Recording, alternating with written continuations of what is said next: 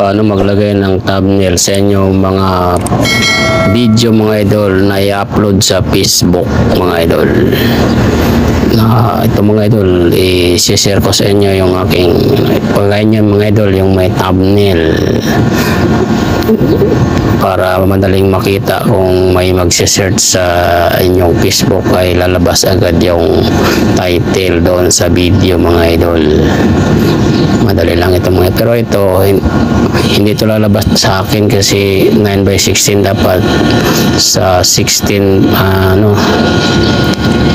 16:9. Pindot si Facebook, tapos yung profile mo mga idol, tapos pangalawang profile yan, then dadalhin ka sa iyong dashboard, pindutin si dashboard yan. Pagka-pindot yan, makikita mo mga idol, pindutin ang see all yan, see all. Tapos lalabas na yung continue your weekly challenge, yan ang pindutin mo mga idol.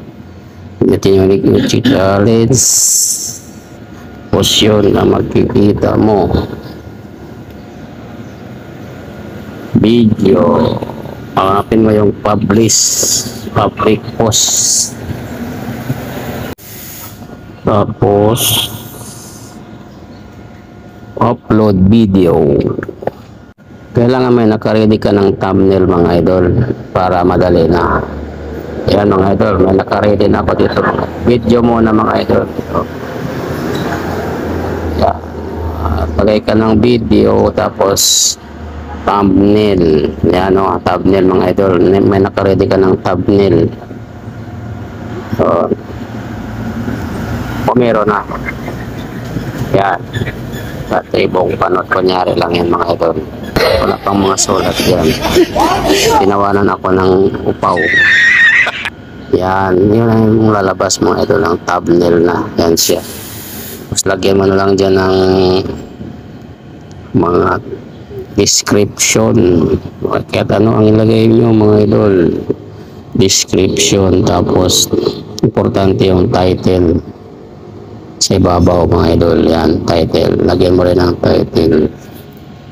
Sakit ka tribong panot, ka tribo style, ganyan, pwede yun. Kahit ano, tupang iro, pwede.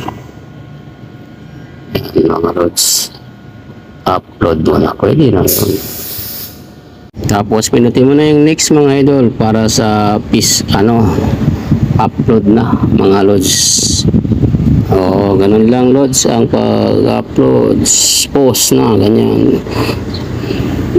Para sa Facebook page mga idol.